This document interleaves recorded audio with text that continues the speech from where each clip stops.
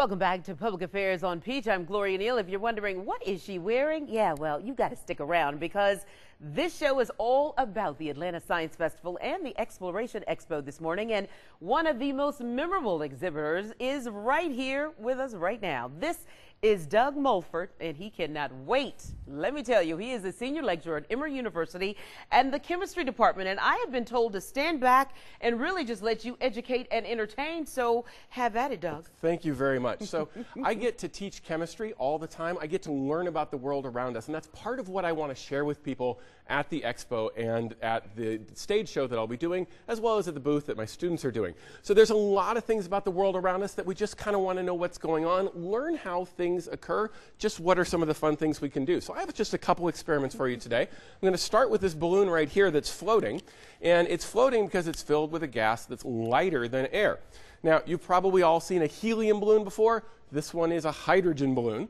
And the reason we don't normally let kids have hydrogen balloons is that it is flammable. So let's go ahead and see what happens here. Woo! I love science. Yeah, good reason not to let little kids have it. We like to play sometimes with explosions and things like that. We always make sure we're very safe, however, and it only happens when we want it to happen. So one of the other things I want to talk about is sometimes we want to know, how does temperature affect things? Right. And so this container is filled with liquid nitrogen. Now, liquid nitrogen is 77 Kelvin. That's 300 degrees below 0 Fahrenheit. Very, very cold. It's so cold that it would actually burn, so we have to be very, very careful with it.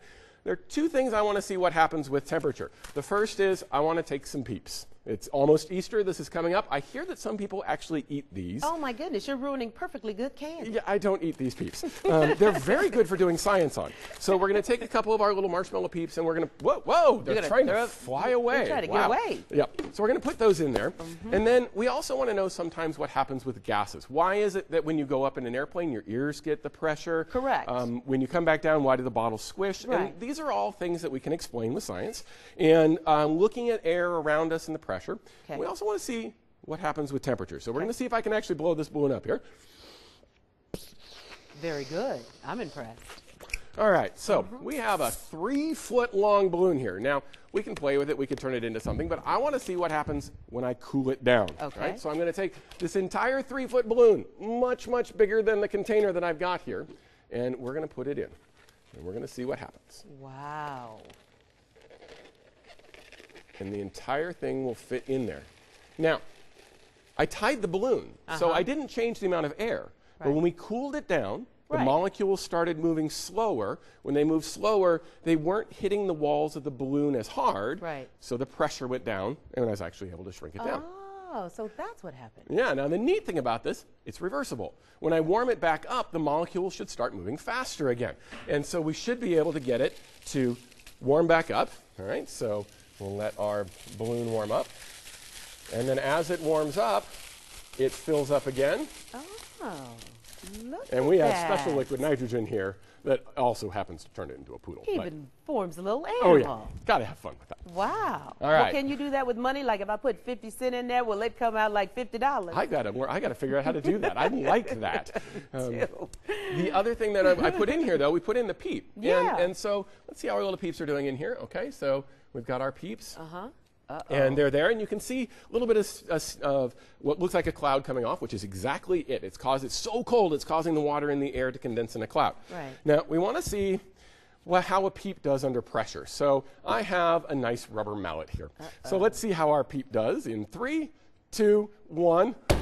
Ooh. This is why I love science. It's just evil. Ooh. Peep guts on the end of the hammer. Okay? Like I said, I think some people actually eat those. I prefer to do things like that. You've got sugar now. That's I got sugar now. I got a sugar mess, which I will clean up. 2 other things I want to do for you really quick. One, we don't get snow in Atlanta all that often. We got a little bit this year. A couple years ago, we had, snowpocalypse. So I want to look at something we can do. Okay. And so I have this white powder here. Okay. For those who have some science background, it's sodium polyacrylate. It's a plastic, is what it is. And it's a plastic, actually, most of us have used in our lives, and I'll talk about that here just in a second. So what I'm going to do is I'm going to take this plastic. Now, there's just a little bit in the bottom here, right? Right. And I'm going to add 2 liters of water to this. Okay. So just a little tiny bit of solid, 2 whole liters of water. Right. A lot of water here that we're going to put in here. Okay. All right, put it in, let it sit just for a moment. Okay. And watch science happen. Oh. So what's happening here, we're actually doing osmosis. We're actually moving the water into the plastic, and the neat thing is we just made snow. Look at you. Now, just that small little bit of solid held all of that liquid. The place where you've all seen this, diapers. That's the active ingredient in a diaper, because you only need a little tiny bit of the solid and it can absorb all of that water. And as the father of a 2-year-old, I'm very happy that this is there. Okay. I bet. Yeah. I Now, bet. last thing I want to do for you is Okay. one that part of it you've seen before, Okay. which is a lot of times you've seen someone who has breathed in helium. Sure. And the voice goes up, and people have played with that. The question is why? Well, these molecules are lighter than air. As a result, they're moving faster than the air around them. So the molecules move very, very fast. When they move fast, their density goes down, and it's going to change the pitch. So I'm going to keep my voice talking exactly level the entire time. I'm not going to change my voice when I breathe this in. Okay. Whoops. Oh, well. All right. You guys- know what? We will just pass on that. Doggone it. It well, burns. you've heard the voice go down or go up before. Okay. So let's just go the other way. Okay, let's go the other way. Okay. Come on. So this balloon is a little heavier. This is filled with a gas called sulfur hexafluoride. Okay. Now, this is one most people can't get hold of. You do need to have a science lab to do this, but I get to. And so because this one's heavier than air, the molecules are moving slower. So instead of the pitch going up, the pitch should go down. Okay. All right, so let's breathe this in. So again, I'm going to keep talking in a monotone voice, and we're just going to see what happens when the air molecules in my voice box start moving slower. You know, when I talk, my voice sounds a little bit different, and it goes way down low. Oh my God. Because those molecules are moving slower. That is freaky. It is kind of freaky. Are we back? Nope, not No, quite. you are not back. Let me just tell you. I think, there we go. There Okay. you are. And so these are just a few of the things we're going to do. As I said, there's going to be awesome. a full stage show.